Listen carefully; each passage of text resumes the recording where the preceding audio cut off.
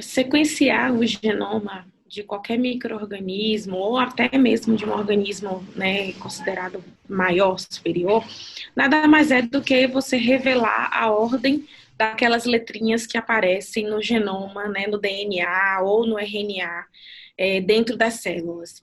Então, quando a gente trabalha com vírus, a gente vai sequenciar o genoma da partícula viral, que é o organismo inteiro, né? Eles não são considerados organismos vivos, mas eles são partículas infectivas e é a partir desse genoma, a partir desse material genético, que eles conseguem desenvolver todas as características, inclusive as funções necessárias para causar uma doença ou para infectar uma célula, né? Porque na realidade eles não têm interesse, não é o objetivo do vírus causar doença, mas num processo de infecção, de invasão da célula, ele pode sim levar a uma resposta imunológica que caracteriza o quadro clínico. Então, sequenciar o genoma basicamente é isso, é você revelar essa ordem de bases nitrogenadas, que a gente chama de letrinhas, né, que são as letrinhas lá do material genético, mas o termo correto são nucleotídeos, e as letrinhas, elas são as bases nitrogenadas, adenina, guanina, citosina e timina, no caso do DNA, e mesmo o vírus sendo de RNA, normalmente a gente faz uma transcrição reversa, a gente transforma esse RNA em DNA complementar para descobrir essa ordem.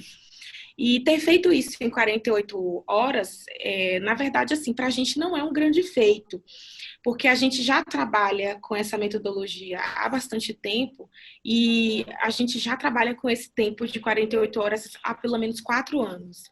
Então, essa é a nossa rotina, né? A gente trabalha com esse tempo para a maioria dos vírus de importância médica que a gente estuda hoje no Brasil, e são principalmente os arbovírus, que são aqueles vírus transmitidos por mosquitos, mas a gente também tem essa capacidade de expandir, né, de flexibilizar a metodologia e utilizar para vírus de urgência, né, em termos de saúde pública, que foi o caso do novo coronavírus.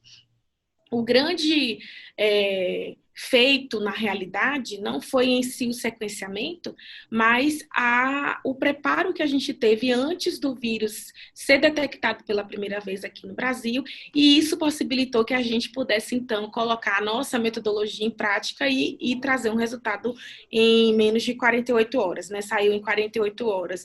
Mas, assim, tem todo um processo, foi feito pela primeira vez, dentro das 24 horas, a gente não alcançou o percentual que era esperado, que a gente gostaria. Para a primeira vez também era um resultado fantástico, mas a gente queria realmente fazer uma nova tentativa, e aí conseguimos, então, o genoma completo. E isso tudo durou 48 horas. Só que é um time enorme, né? Eu sei que foi a cara da doutora Jaqueline que ficou nas notícias, né? Nos vídeos, nas reportagens e tudo, mas é um time muito grande. Então, não só aqui no Brasil, como também no Reino Unido, a gente conta com uma equipe que está sempre trabalhando em conjunto, e a proporção que nós estamos gerando dados aqui no Brasil, a gente também já está analisando em conjunto com eles. Então, o que aconteceu nesse processo todo foi realmente assim, essa coordenação de equipe, desde o momento em que nós fomos convidados pelo Instituto Adolfo Lutz para fazer esse processo de sequenciamento junto com eles, já toda a equipe já estava se preparando para realizar as análises e também para escrever o primeiro relatório, o primeiro report, que foi então divulgado 48 horas depois. Então, eu diria que o grande feito, né, o grande trabalho do nosso grupo foi realmente ter conseguido se antecipar e ter toda essa rede de colaboração pronta, esperando realmente a possibilidade, né, como a gente já tinha previsão, do vírus chegar. Então, acho que eu destacaria esse trabalho em equipe, né? Não foi a doutora Jaqueline somente que fez tudo isso, existe uma equipe muito grande por trás, e sem ela, assim, não seria possível, né?